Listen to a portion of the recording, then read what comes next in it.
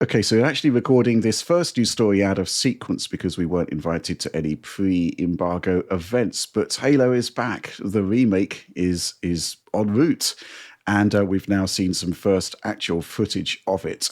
Lots to go through on this one. It's definitely Unreal Engine 5 based, and it's definitely a remake. It's campaign only. It's campaign evolved. John, what do you make of it? Wow, man, this is there's a lot of emotions running on this one for me. Halo is a very special game. It basically defined my entire college career games wise. I spent so much time playing Halo. So like when I see this, I see a lot of amazing things, but I also see a lot of things that I can nitpick. But I feel like the job that they were faced with, sort of remaking something like this, is pretty massive because it's so ingrained in people's memories. But the first thing I will say is this is a gigantic leap visually, stylistically over the original sort of like whatever it was called, the Blam. remaster I guess they did. Oh, the yeah, the one that's made by Saber. Yeah, Anniversary edition. yeah, Yes, I never liked how Right. Anniversary edition looked. This comes far closer to matching the look and feel of the original Halo, but with modern technology. So I'm liking what yeah. they're doing here. Um, but unfortunately, there's the I guess if we have to talk about some nitpicks, it really comes down to like we've reached this point now where there is now complete global saturation of Unreal Engine 5, and you just instantly see all the Unreal Engine 5 things like popping out. I know Alex is like itching at the trigger there to like to talk about this because like just there's a lot of issues, but it's still early. So before we get into that, I just wanted to set up the fact that I do think it overall looks pretty good. So that much is good. But then you see all the noise, the fizzle, the micro traversal stutters, the lumen issues. It's just plus the low resolution, all of which we'll talk about here in a moment. And you just kind of see those limitations sticking out in like a sore thumb, if you will. And in that sense, even though it's technically superior, it's almost hard for me to say if I think this looks that much better than what they did with Halo 2 Anniversary some years ago, which is objectively technically behind this. Of course, it's many years older, but I feel like it held up the visual style without as many visible compromises. You know what I mean? Like Alex, why don't you talk about your thoughts on this? Because I feel like you Yeah. have a lot to say here. Yeah, just I won't talk about the art. I actually do think the artistic rendition here is interesting in its own right, and it's a hard job to get such a classic game looking like this. But Unreal Engine 5 here, man, if like, sometimes we see pre-release trailers for games, and I don't want to say too much negative about them, because we know that things are work in progress. But I think this is not launching too far into the future, and some of the stuff you saw. Well, actually, I mean, if it's going to be an anniversary, it's like a year out because the 25th anniversary of Combat Evolved is a I year mean, out. Yeah. But all we know is that the game is going to arrive in 2026. It's, all bets are off as to when it's actually yeah. going to arrive, but surely it would make sense to do this on the 25th anniversary, unless they just don't really want to do that. They want to get the game out there quicker, and something else is happening on the 25th. Who knows Yeah, I at this mean, point? yeah, but the basic gist of it, though, is that some of those things in there, I don't think are actually going to be. You can't fix them for release because they're kind of ingrained. Just with the amount of things, like how often have we seen like just an Unreal Engine 5 game, like we're like worried about it before launch, and then we see stuff and like, it's actually more or less the same at launch, right? So like that's Okay. that. So when I see them in a trailer that's supposed to like be hype inducing, it is hype deflating a little bit. Just to call out a couple of things. Well, one, I can only presume this is some console footage of some device, because the resolution that you can see, like you can see it almost right in the initial intro of the trailer, just not by the grain breakup of everything, but like when the Pelican is shooting at the ground, like the tracers are just full aliases, and they count to like 800p ish or so. So real quick, Alex, I do at least want to applaud them. If this is indeed console footage, I think it's great to show console footage like this at an early state, right? Like, even if it's not perfect, that's kind of like a rare move, I feel, in this space. Yeah, yeah, So yeah. that's cool. That's cool. I think that's cool. Yeah, especially for them, where they kind of nebulously threw out PC footage for so long with the original Halo Infinite's reveals, if you recall that. So that is more applaud. You know, we can applaud that, but you know, the visual results are there for sure. The issues, you know, software Lumen is throughout this entire trailer. It's a little bit awkward looking on distant geometry with like a lot of the splotchiness and the kind of disappearing lighting that is occurring, as well as the water. That, you know, Halo 1's water was amazing looking at the time. And here you can see a lot of SSR on it when the camera's moving around and whatnot, which it's a little weird to say the least.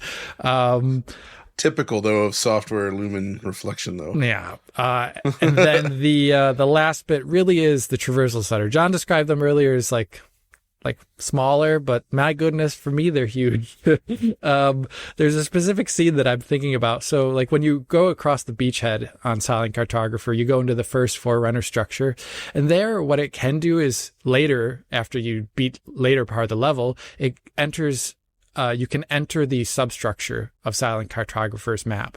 And there it loads in the original game too, not like a load, but it loads the level at that point when you go underneath. And here in this footage, every single time at around like the 3 minutes, 40-second mark there and thereafter for about, I don't know, maybe like 45 seconds long, the Master Chief is fighting all the Covenant in the hallway, leading down into this darker structure. And every single time he crosses there's like a line in the middle of the room. There's got to be like it's got to be like a 80 millisecond stutter there every single time he goes back and forth between it multiple times during the trailer. That's just one instance of it, but it actually happens all throughout the island here. And I mean, maybe I'll have to go back and look at the original Xbox footage of this original game, but I don't think the original game had traversal stutter. It did have checkpoint load stutter. It had checkpoint load stutter. Yeah. But let's not pretend like Halo 1 ran great, though. No, but like but the targeted 30 FPS, but but I feel like Microsoft stutter-wise though. Stutter-wise, Microsoft as well as, you know, 343 it's just 343 doesn't exist anymore, bud. The Halo studio. I feel like there you go. There we go. I feel like if I would love to see someone try and solve this issue in an Unreal Engine game that we see shipping, and I was hoping it could be them, but this footage doesn't. I don't have great confidence that it'll be solved for the. It's going to be product. the coalition, Alex. Let's be honest. Yeah, it'll probably. I think they won't have this issue. Yeah, but those things really stuck out to me technically in the trailer, and we can talk about the rest. But like every single time one happened, like my brain shuts off and like my heart sinks, and you know it's like, oh, okay.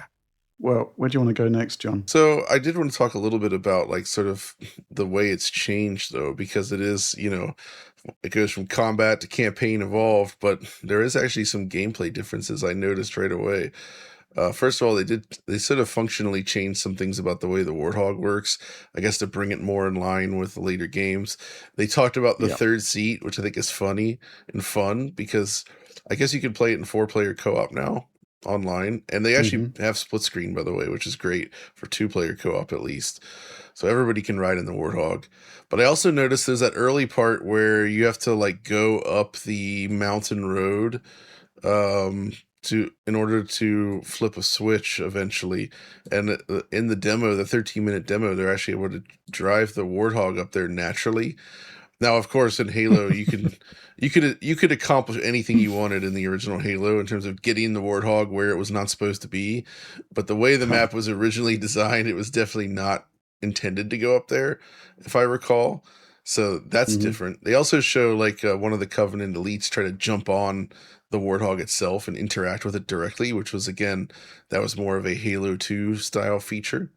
So that's kind of neat to see there as well. So it's clear that they're actually trying to add some things to it. They also said during the presentation that there's going to be 3 new missions in the game. And it's going to be sort of a prequel to the events of Halo. So it's not going to change the story of the original game, but I actually think it's really great that they're going to add some extra stuff to it. And I'm curious to see how that ends up playing and like if they feel like complete proper Halo missions. Mm-hmm.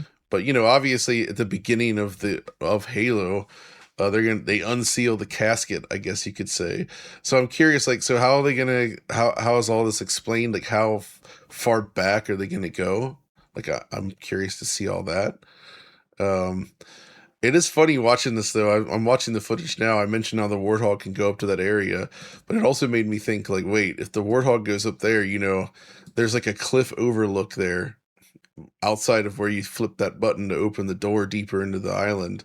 It's like, if you have the Warthog up there, like, what do you do? I guess just leave it up there, or do you just drive it off? Interesting. Mm-hmm. I like the way the new weapons look. I think they did a good job there. You still get the bonobo face on the back of the pistol, which is great. If you know what I'm talking about, Alex. I see that laugh. It's still there.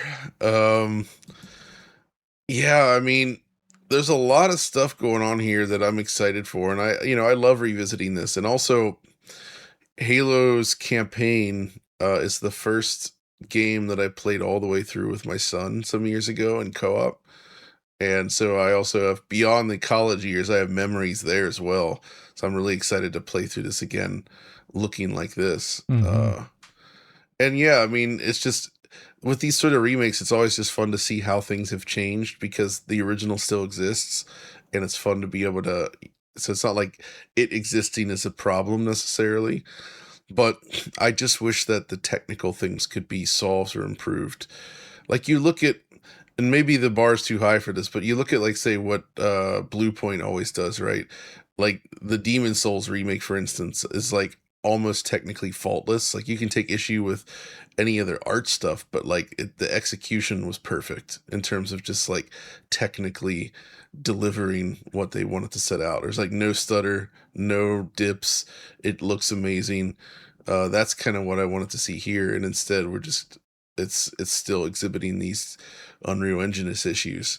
I don't know. I'm interested here because, well, first of all, the very nature of a remake means that you will never please everybody. Yeah, never. You just it's just an impossibility to do that.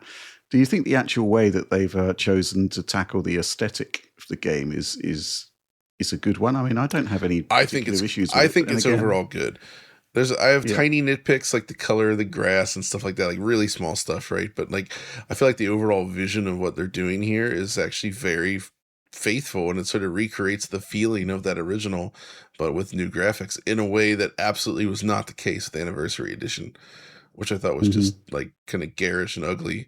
The only thing I will say about Right. Halo, though, is, and this is, Halo's map design and scale was almost a product of its time, where it had these, like, big, massive spaces, but, like, they didn't have a lot of actual granular detail in the terrain and these large flat surfaces. And even though aesthetically, it looks older, it actually kind of defined the way those missions felt, and it gave it this starkness that I feel like is absent here. When you fill the terrain with tons and tons of detail, it really does change something about the way that vibe feels in the mission, I must say. It's going to be interesting to see how stuff like Assault on the Control Room looks, which is like a weird ice valley with nothing on the sides. Yep. Like, I don't even know how you translate that into Unreal Engine 5 stupendous detail. Like John, I think I'm like 80% there with the art decisions behind this. I think it's really hard to go back. Like, the first game, they worked within the technical limitations they had at the time to deliver something that was inspiring.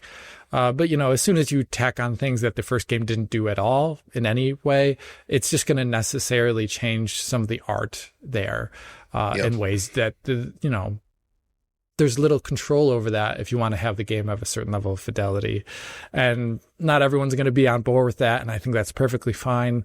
Thankfully, the original game still exists in a form, at least in the MCC as well as you can find copies of the original elsewhere. So the original game is at least not going away.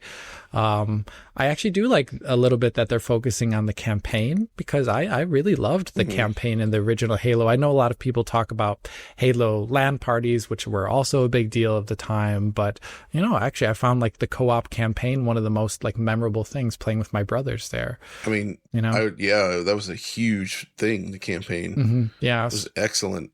People complain about the library, of course, and I understand these complaints, but I maintain the library is actually not bad. It's a nice break of pace in a game that is. And yeah. Let's not forget, the introduction of the Flood, I still think was one of the most masterful things I had seen in a game at the time. Just in how they were able to conceal that, and the whole reveal of it, like the whole nature of the game changing so dramatically halfway through. Like that was pretty insane to do that at the time. Like nobody really expected that. And I thought it was awesome. For sure. Yeah. I was just reading the IGN article about this in the search for more detail, because there was an event in Seattle where they could actually play the game and ask some questions to developers. And it does, they are talking about focusing on the campaign and pointedly focusing on the 25th anniversary. That 25th anniversary is November next year. So, maybe there is still a lot of development time to go on it.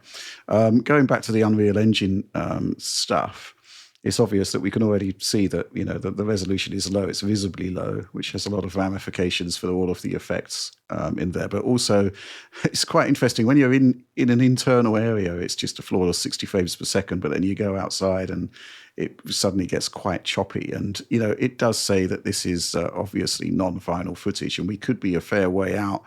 But, Unreal Engine 5 at 60 frames per second on a Series X or a PlayStation 5 is actually going to be very, very tricky to do, which does sort of concern me about it. But as you say, John, I mean, it's a fair dues to the developers here for actually showing console footage, because they could have just powered past. I mean, all of the critiques that we've got, or a great many of them, they could have just powered past by just sticking a 5090 and running the PC version. So, kudos to the developers for doing that. Obviously this is going to come on PlayStation, just kind of, and they're saying it's going to be day and date, which basically sort of solidifies the new direction I think that Microsoft is going in at this point. Obviously we have at this point seen Forza running on PlayStation hardware, which is very much signaling a statement of intent there, but it wasn't day and date. And they've obviously been quite guarded about putting their biggest games day and date on PlayStation, right. But this is going to be day and date seemingly.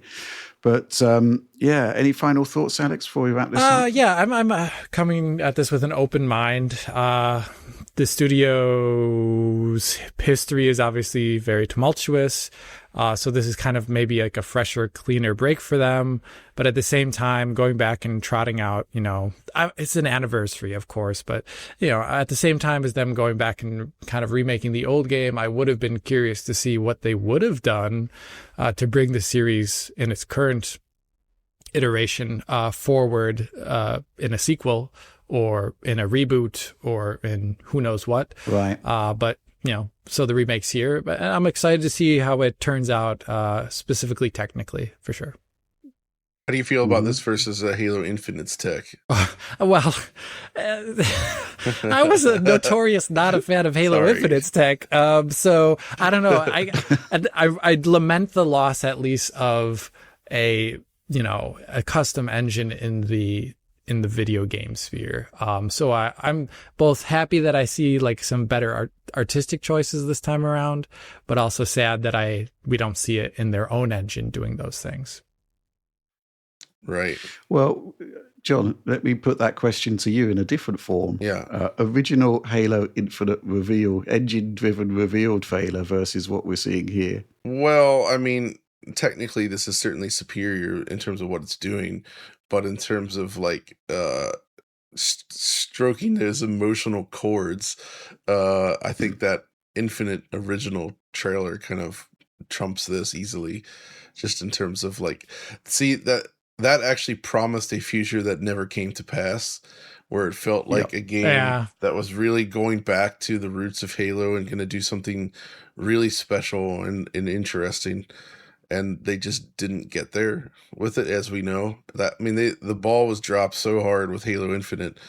Beyond the game itself, just the inability to hit launch, which I think is the energy they needed going into the launch of Xbox Series. And I genuinely think that was the turning point for where we are today with the brand. Like, it's weird to put all that on a single game, but I genuinely think that was it. That was, they needed to get that right, and they didn't, and that's a shame. So, but hey, I do have one more question for you, Rich. Is Halo your favorite Beyonce song? I never really considered it. I've never really ranked them internally. It's up there though. It's definitely top 3. Good. Just making sure. Yeah. Cool. Okay. I'd love to see a Halo revealed trailer scored by Beyonce. The Beyonce soundtrack. that would be quite something, wouldn't it? A bold new vision from Master Chief. Cortana could be Beyonce herself. Oh my gosh! Don't give them ideas, Rich. Well, they're re-recording on the lines, so there's still time. Yeah, what is the decision behind that exactly? The re-recording of lines. I think it's because they want to, because they're doing, it's a remake, right? So the original lines may not fit 1-to-1 with what they're doing, especially with the new cutscenes, which are all redone. And the fact that they wanted to do those 3 new missions. So they're going to need some anyway. And everything. Yeah. So I think if they just had new lines for those and then they mixed with the old ones, it would be a bit weird. So it makes sense to record everything new so that it all feels more cohesive. It does.